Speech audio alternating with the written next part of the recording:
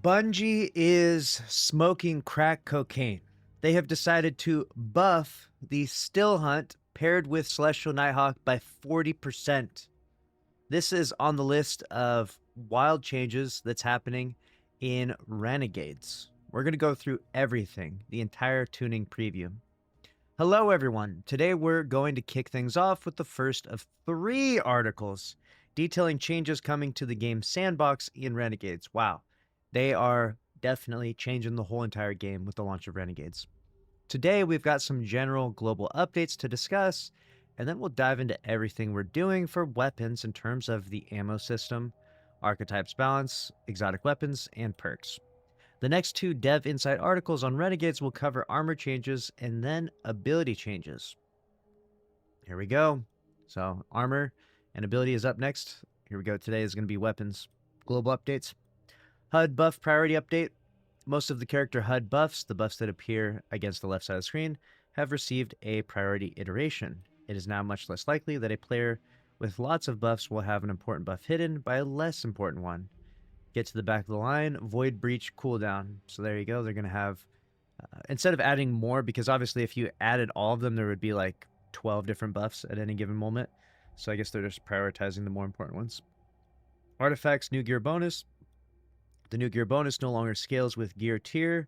Bonus weapon damage for new gear weapons is now 5%. Bonus incoming damage reduction for equipping new gear armor goes up to 10%, 2 per equipped piece. Interesting. All exotics now count as new gear, and that goes live with Renegades. Keep that in mind. Remove the featured exotic section of collections, as they are now redundant. Stasis freeze. We have now updated how frozen targets take increased or decreased damage from weapons based on their ammo type, and fixed a handful of outliers that were doing less damage than intended. Increased Ariana's Vow and Leviathan's Breath bonus damage to frozen targets from 5% to 10%, matching other special and heavy weapons. Fix an issue where Forerunner, Micro Missile Pulse Rifles, and New Malpace did not deal any increased damage to frozen targets. Gotcha. And Fighting Lion and Alethanim, though primary ammo weapons, will still get the 10% damage bonus to frozen targets. Alright, very nice. We got Combat Flare Socket, updated Combat Flare to be reordered under Weapon Cosmetics, returning the shader to its left side. Sorry for breaking muscle memory. Gotcha. We got Disorient. Here we go. As the following, now use a new universal disorient setup in the same way as we handle subclass verbs. This will ensure disorient effects are consistent and predictable across all gameplay atoms that use it, and opens us up to potentially do more with it in the future. Overall, it will still function as expected. Combatants cover their eyes and won't shoot back, while players' screens will turn bright while their HUD is removed. Some VFX as the victim in PvP environments might appear slightly different on a case-by-case basis. However, the differences should be minor. It's got Shield Disorient, Flash Counter, Bewildering Burst, Photo Inhibition, Disorienting Grenades, Concussion Rounds, Reactive Shock, Gemini Jester, and additional notes. Gotcha. Shield Disorient and Photo Inhibition no longer have a damage impulse. This damage impulse did roughly 1 damage and was using content from another gameplay atom. To avoid potential issues, we have removed this. Alright. Exceptions, Helm of St. 14 will be exempt from this update, leaving it as it will have no effect on its gameplay, but under the hood it won't be considered disorient in the same way that everything else is listed here. We're planning on giving this exotic further attention in a future release. Okay, so a buff to St. 14 or change in the future. Touch of Malice's Darkness Bolt versus players is exempt from this update and will continue to be its own bespoke debuff with a unique screen effect. Against combatants, this will continue to arc blind as normal. All right. And now we're on to the ammo system. In PvE, we wanted to focus on 3 main things: giving support and objective players more ways to earn ammo that don't rely on getting kills directly, fixing some bugs with specific weapons that were making it harder to earn ammo, and increasing a handful of exotic weapons and weapon archetypes usability by shifting their ammo economies. Alongside this, we also needed to bring down a handful of performance outliers by a small amount. So we reintroduced Ammo Scout mods on the helmet, which will spawn an ammo brick for your allies whenever You fill your corresponding meter. The amount of ammo in the brick is dependent on the number of scout mods you have equipped. Ability assists will now generate a small amount of ammo meter progress. Granting buffs to allies will grant a small amount of ammo meter progress when they land final blows while buffed. Fix an issue where glaive projectile kills were not getting correctly scaled by the ammo generation stat. Fix an issue where machine guns and Lord of Wolves were getting less ammo than intended from scavenger mods. And increase the following exotic weapons ammo per brick amounts. Got Truth, Heir Apparent, Colony, Prospector, Darcy, and Salvation's Grip. Increase the following weapon subfamilies ammo per brick amounts. You got the Heavy Burst Slug Shotguns, Rapid Fire Shotguns. Reduce the following weapon subfamilies ammo per enhanced brick amounts. Micro Missile Pulse Rifles. Oh. So there you go. Micro Missile Pulse Rifles, small nerf there. We're reducing a few weapon perks ammo generation bonuses. These used to provide such large numerical bonuses because inventory stat values needed to pass certain thresholds to have an effect, but now that every point of ammo generation matters, their buffs are outsized compared to the options for investment. So you got Air Trigger, reduced base trait ammo generation, increased to 20 from 30, and reduced enhancement trait ammo generation to 30 from 40.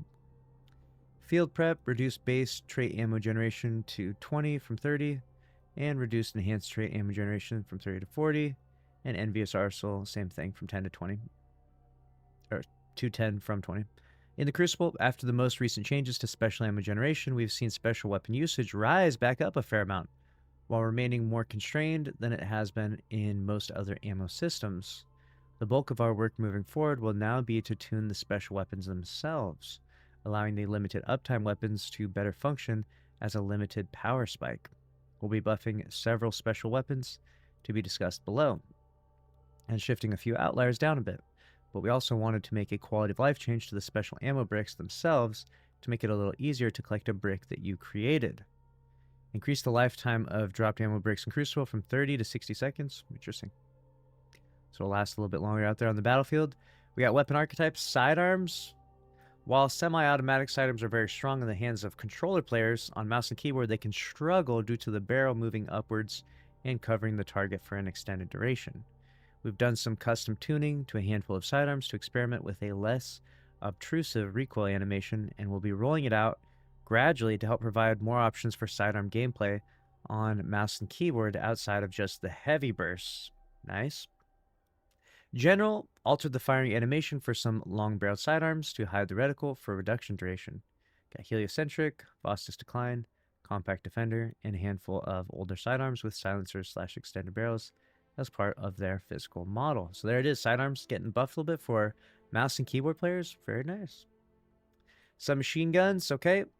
Inverse to the issue with sidearms we mentioned above, we are seeing many controller players struggle to use SMGs outside of very close range due to difficulty maintaining accuracy throughout the engagement. Getting some more aim assist then. We've all been slowly increasing the range of SMGs can operate to give them some breathing room versus sidearms and spread-shot hand cannons, and we'll be continuing that process with the popular lightweight subfamily. General, increased stability by 10% on controller, and lightweight, increased ADS fall-off scalar from 1.4 to 1.45. So there you have it. And thanks again for the subs. Appreciate that. If you gift a sub right now on Twitch, you can get the ghost up above. The link to my Twitch channel will be down below. Appreciate you. Gifting the subs. Watch for 30 minutes and get the shader there as well. Pulse rifles, rapid fire pulse rifles are lagging the other more than popular pulse rifle subfamilies in terms of PvP and PvE effectiveness. So we have increased their base damage slightly to grant them easier access to both a more forgiving base time to kill and time to kill shifts with smaller damage boosts. Rapid fires, increased base damage from 15 to 15.5, increased crit damage from 27.75 to 27.9. Bows. Bows need just a little bit of help in PvE and PvP. We do not need more bows in PvP. Don't do it. Don't do it. So we have rescaled their draw time curves to be slightly faster and more forgiving across the board. Oh god.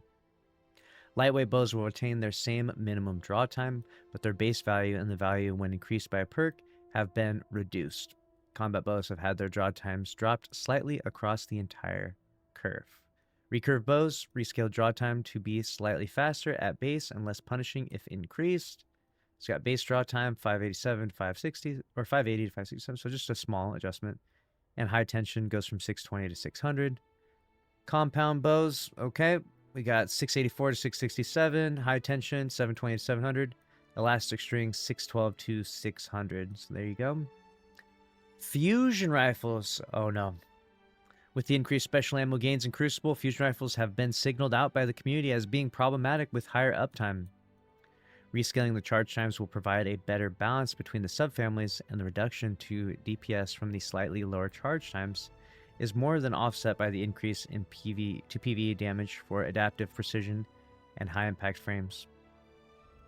In addition, this makes it less punishing to increase your charge time and less beneficial to reduce it, which will help to provide better variety in terms of perk selection among fusion rifles. Rescaled fusion rifle charge times, rapid fires will go from 500 to 533. Adaptives and aggressives go 660 to 667. Precision 780 to 800. High impacts 960 and 967.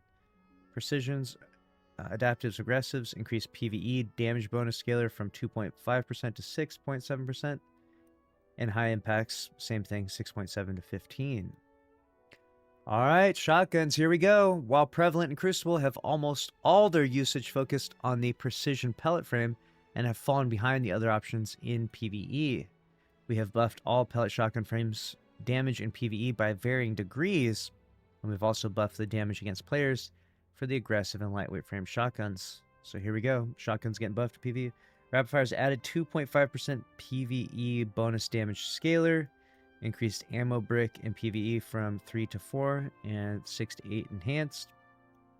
Lightweight, increased damage per pellet from 22 to 23, increased PvE damage bonus from 12.5 to 15. Usually I see these shotguns as like 1-2 punch shotguns more than anything.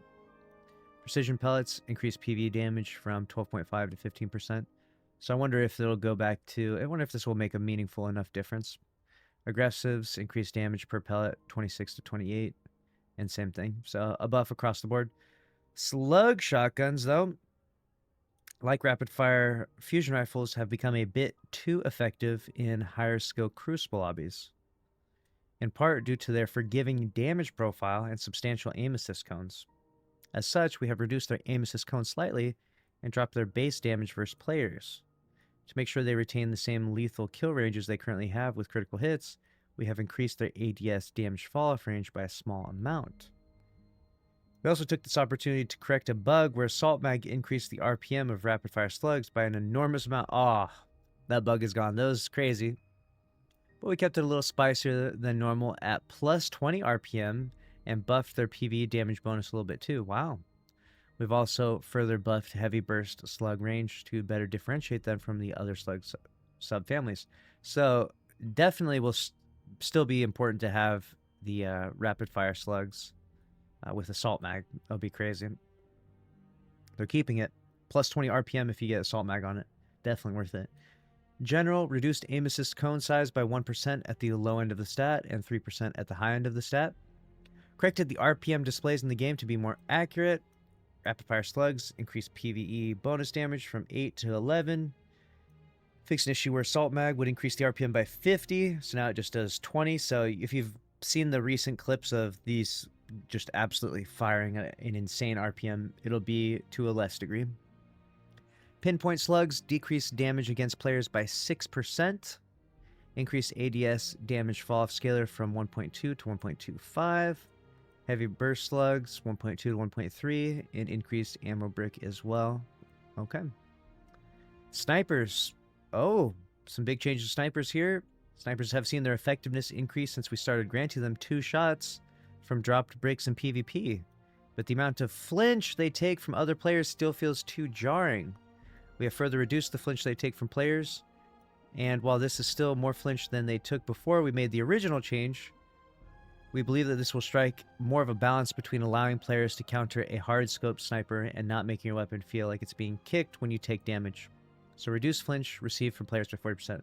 It's so funny, the tug of war with these Crucible changes sometimes, because we were playing against snipers a bunch, and you would be shooting them, and while they're flinching, like this sight is just in the sky, they would fire off a sniper shot and still land a headshot.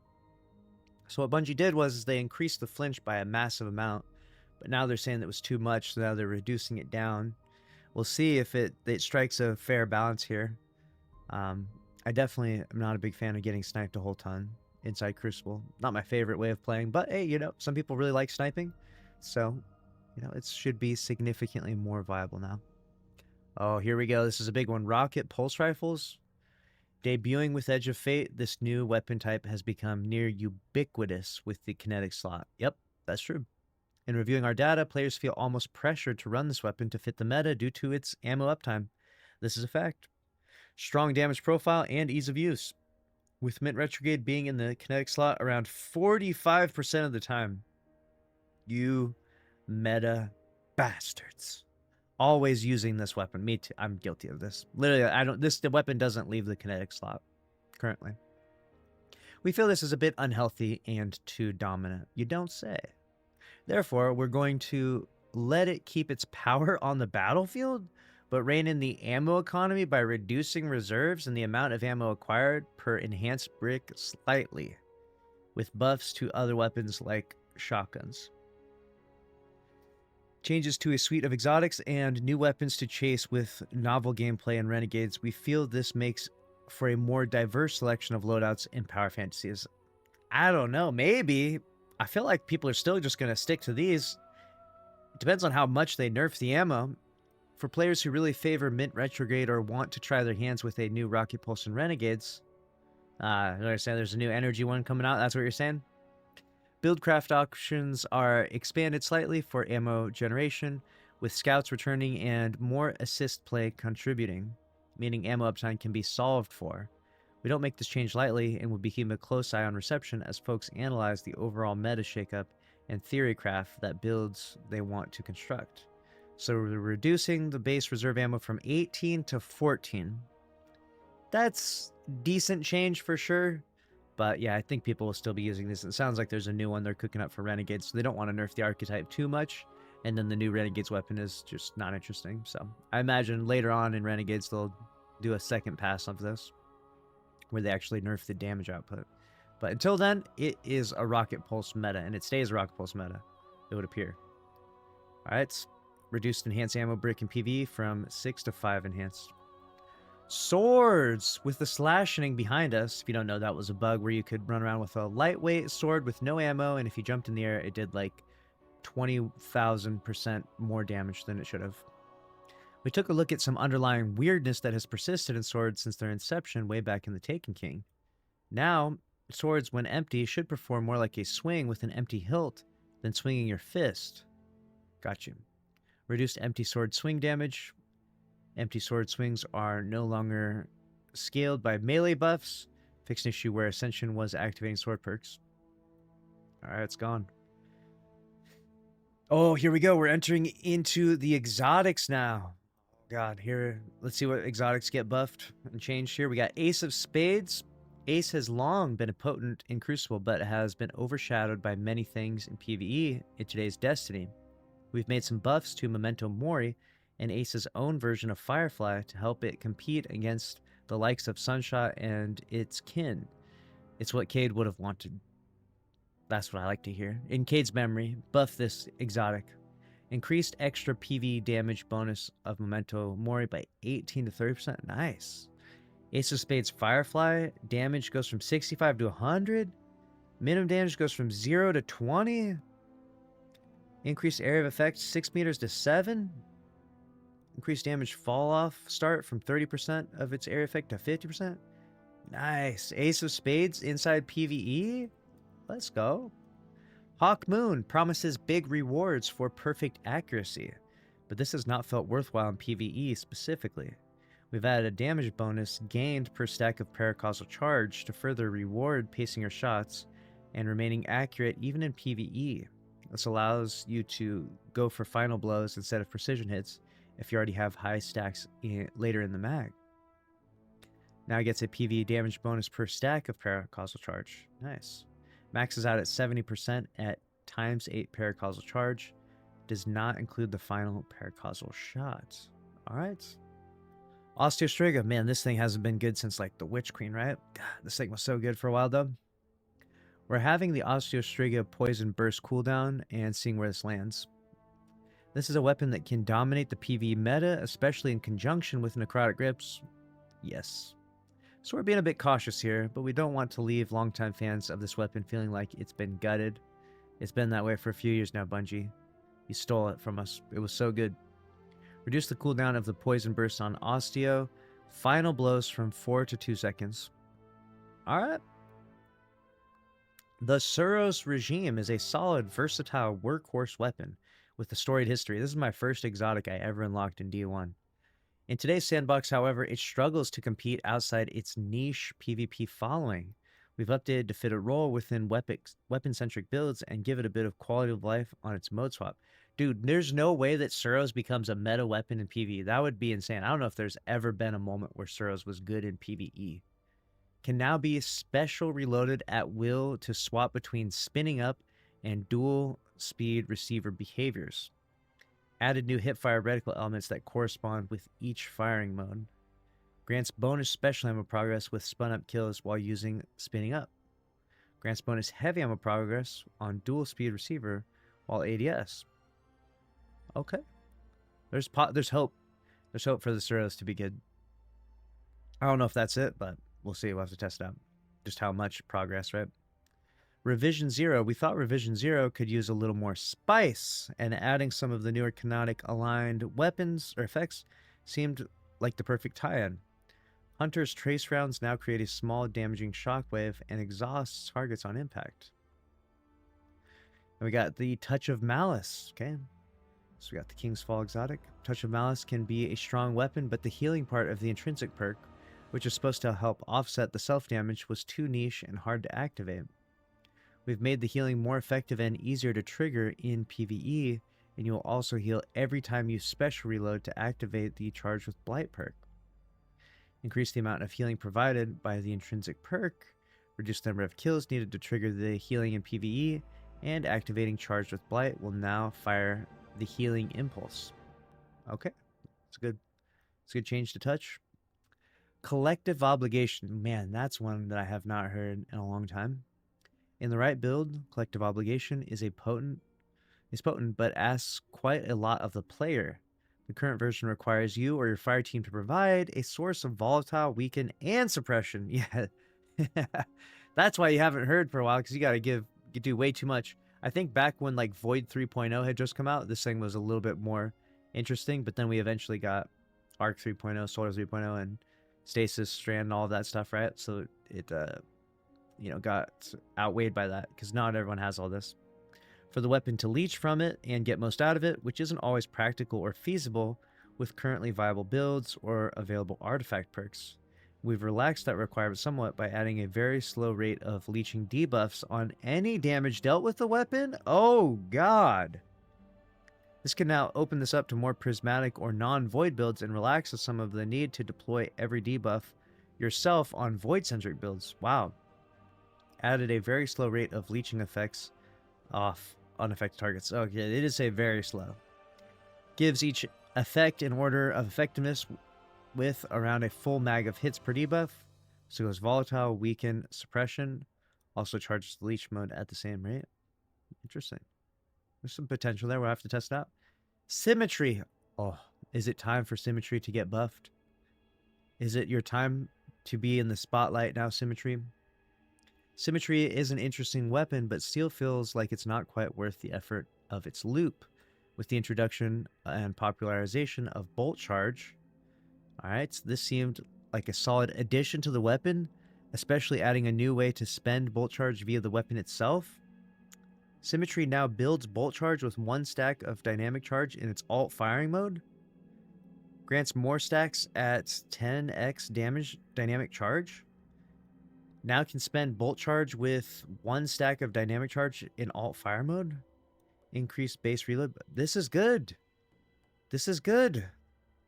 Symmetry. Oh my, all of these years later, finally. Still Hunt. Oh my gosh, we talked about this earlier. This is insane. They're buffing this. This thing is already so good.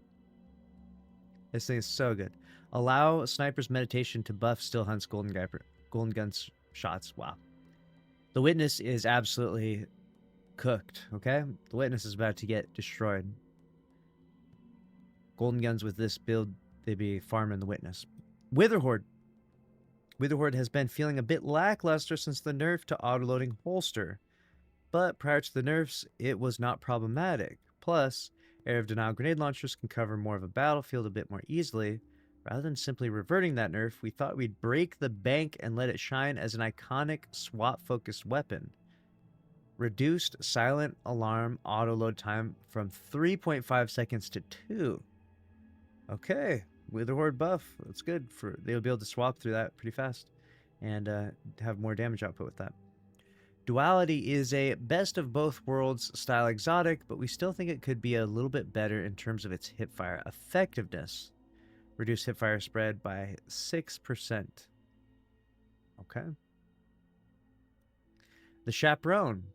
Chaperone, like other slug shotguns, has become something of a menace in high-skill PvP lobbies, you don't say. With its faster rate of fire, high damage, and generous aim assist, there weren't many downsides to using it compared to other special weapons. Inversely, despite several buffs, it continues to struggle in PvE. Changing it to use the rapid-fire frame damage and rate of fire profiles will be a small nerf to ease of use in PvP, but a larger buff in PvE, bringing it more in line with other options. So Chaperone is changed to use the rapid-fire slug frame damage and rate of fire profile. Interesting. Ruinous Effigy now. It has seen niche usage over time, but could still use a bit of attention. We've updated its catalyst to grant a damage bonus to the weapon after any final blow or damage to a mini-boss or higher target to help the weapon loop into its next orb or burn down priority targets. The catalyst now grants a 30%, 15 in PvP, damage buff to the trace rifle when killing anything with the transmutation orb or damaging a mini-boss champion with the transmutation orb. Alright. Izanagi's Burden. Alright, Izzy's back on the menu. We got with the character stat rework and weapons focused builds now being more of a supported playstyle, we've re-enabled the special reload on Izanagi's Burden to be able to benefit from the reload speed stat and similar effects. Whoa. Get those Izzy swap builds back out of the vault. Yeah. Special reload once again scales with reload speed stat. Alright, that's going to be a good one. Tessellation. Alright, this fusion rifle offers a variety of strong subclass synergy options, but can feel sluggish to use due to the special reload. While we wanted to maintain the longer special reload time due to the power of the shot, we opted to reduce the friction of it in other ways while offering additional benefits to further encourage use with Transcendence. Property Undecidable. Final blows now also grant 2.5% light and dark Transcendence energy and grant bonus time to Transcendence while active. Fix an issue where Transcendence grenade chunk energy gains were not scaling based on the grenade stat.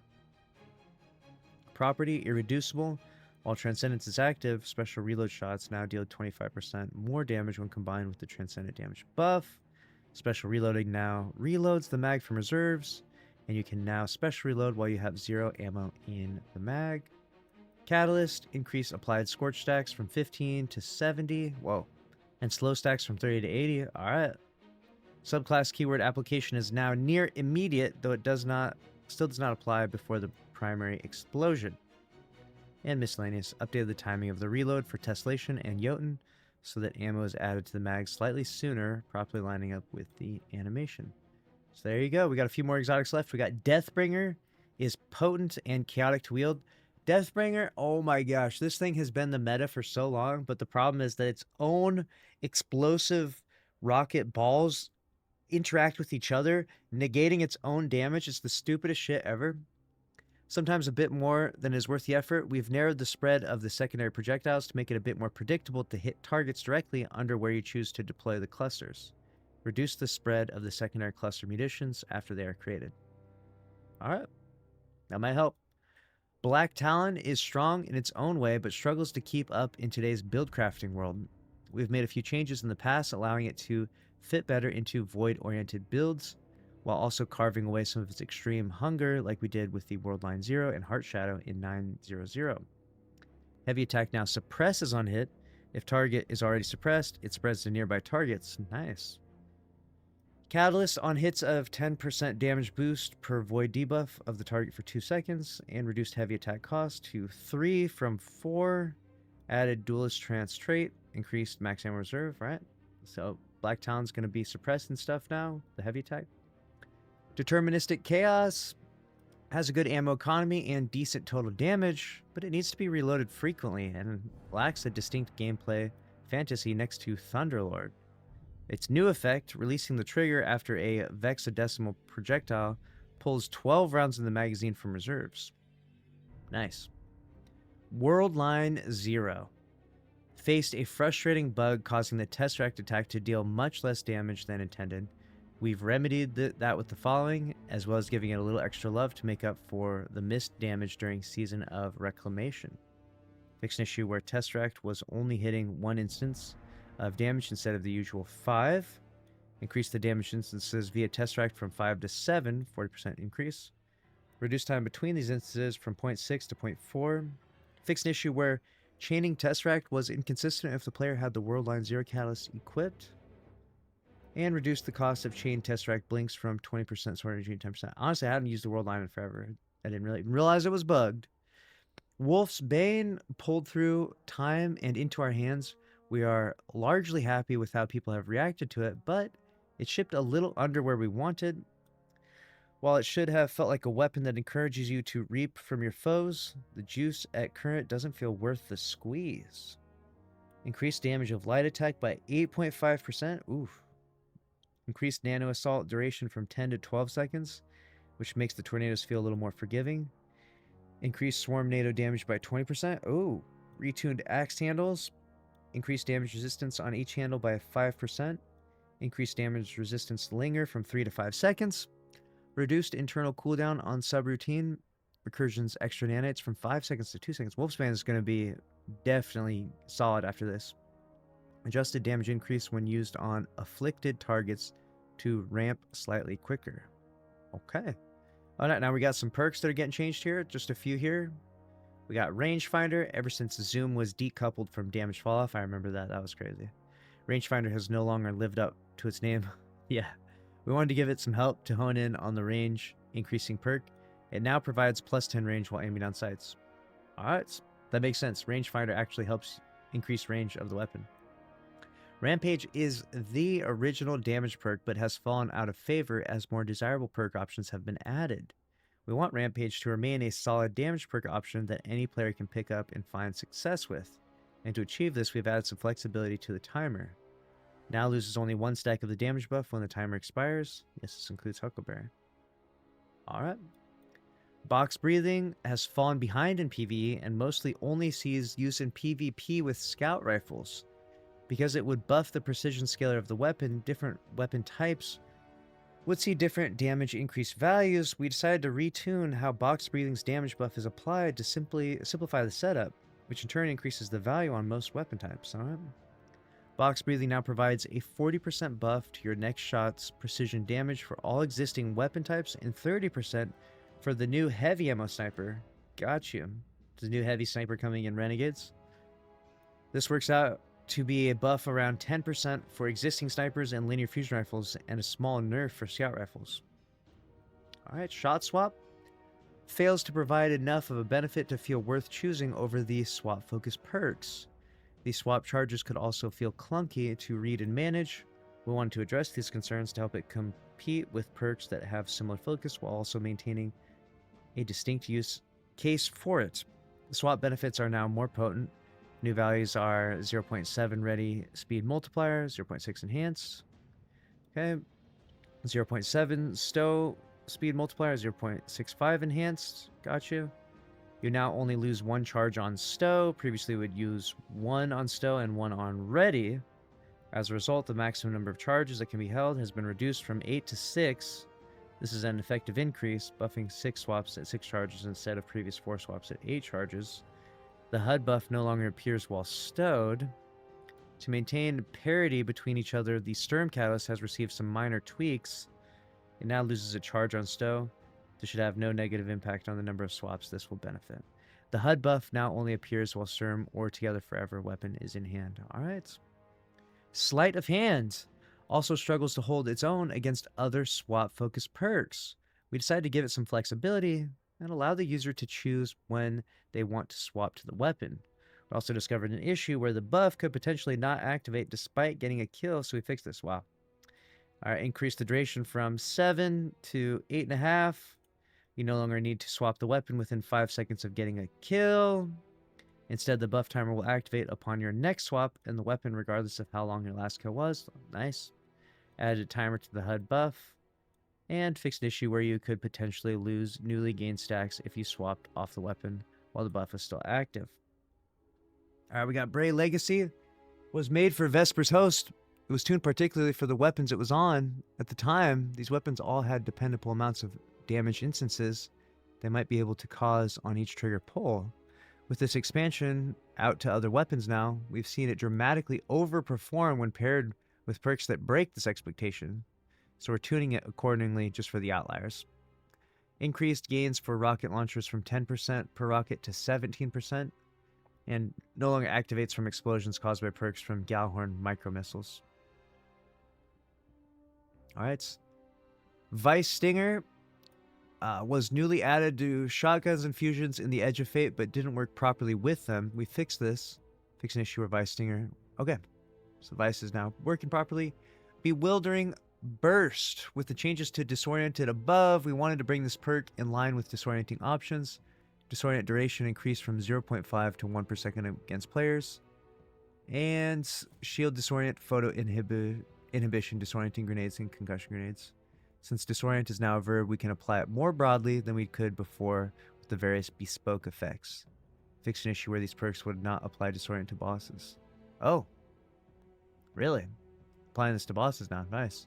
That's all we have to share today. We have more Dev Insight articles coming every week before Renegades launches on December 2nd, along with trailers and our weekly twids, so stay tuned to learn more about next expansion. There it is. A lot of changes. They're changing the whole game. Next week will be armor changes. And then after that is ability. Let me know what you think about the weapon tuning changes down in the comment section below. And make sure you're subscribed if you want to stay up to date on all things Destiny 2. We'll see you in the next one. Later.